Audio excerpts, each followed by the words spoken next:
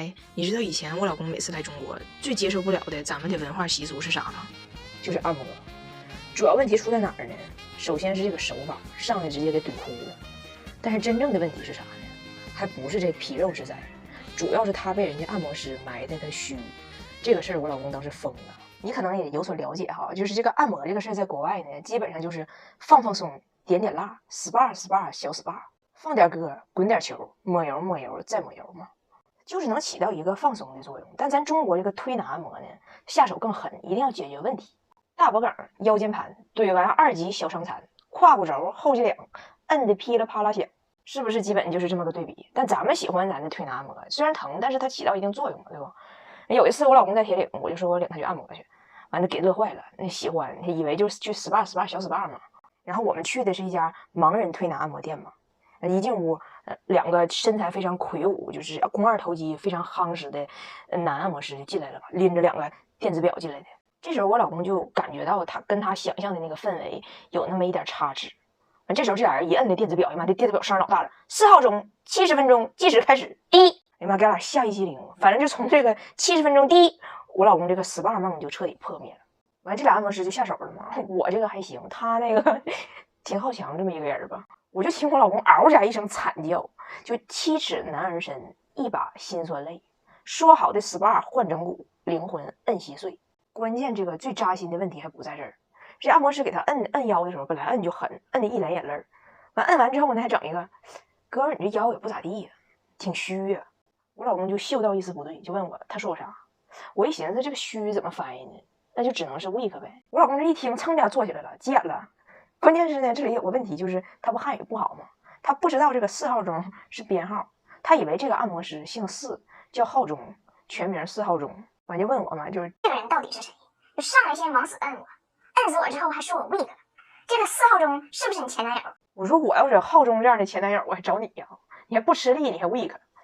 我说但是你先别生气，在我们的文化中呢，这个 weak 它不是一个很死状的攻击。我老公当时呢还是很气愤的，我 weak 不 weak 的，他是哪知道的？摁我2下就说我 weak 也是他摁 weak 的。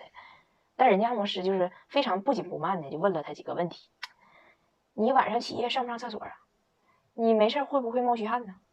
你有没有觉得睡觉睡不醒啊？是不是有的时候觉得看啥都不好吃，提不起食欲啊？我老公说就是除了这个食欲不用特意往起提，得往下压，剩下都有啊。完了按摩师说那不就是虚吗？我老公说你说的这些事儿涉及到就是耳鼻喉肝胆脾肛肠消化道，就啥都涉及了。你是哪个诊室的？你是虚诊。然后这个按摩师就非常云淡风轻的给他解释了一下这个，就是咱俩呀不在一个体系上。我们讲究的说这些东西它都是内通的，一虚则百虚，往事如白驹，一错则百错，难说谁之过。你呀就别焦躁，别巴巴了，回去慢慢去调吧。我老公刚开始不服嘛，就觉得这受到人身攻击了。结果摁完之后回家呢，就觉得整个人都好了，舒服。完他再回想这个按摩师关于虚的这一套理论啊，他就觉得特别的玄幻。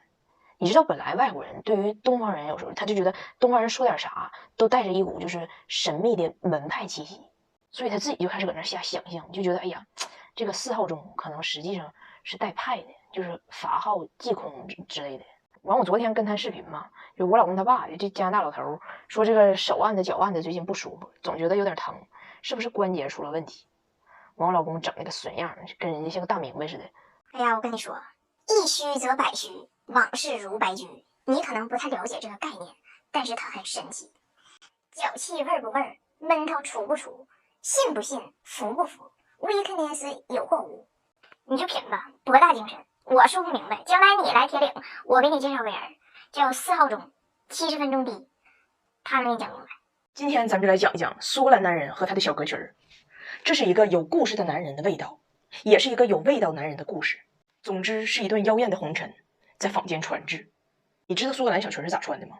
我以前只是听传说，从未被认证。那天我被认证了，苏格兰小裙的穿法确实是真空穿法，就是里边啥也没有。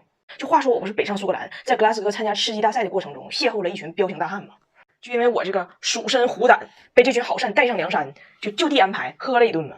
这其中不是有一个人告我说的，明天你那个参加婚礼，大伙都喝高兴了以后，离穿小裙就远点嘛。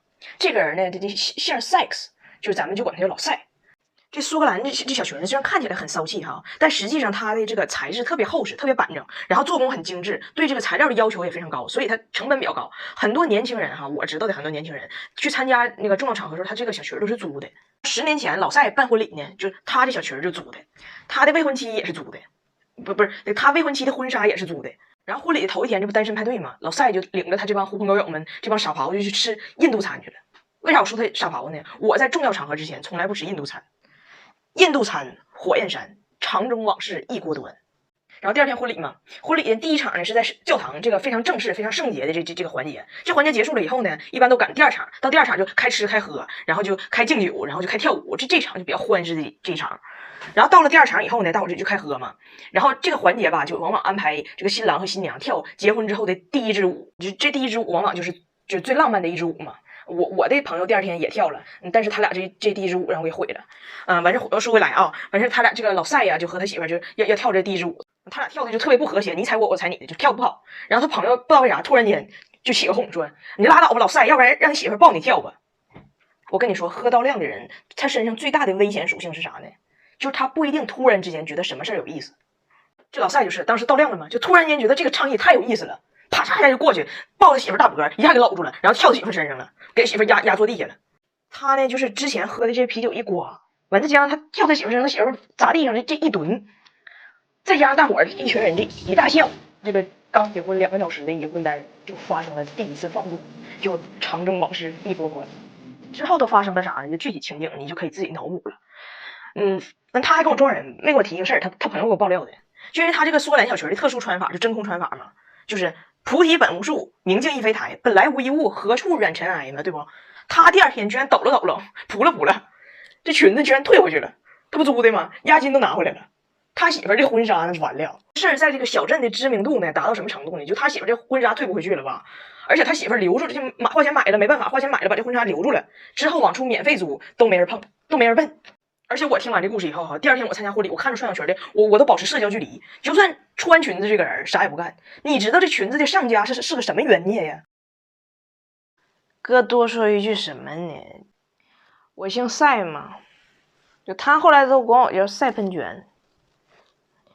但是我说啥呢？我无所谓，就你嫂子也好啊，你哥也好，就包括你，还有这个加拿大友人，就是这个。叫啥妹夫，就包括你俩都算在内。就是哥要说啥呢，就不用后悔，想开了有啥呀？不后悔，我没离吗？不后悔，人间不值得。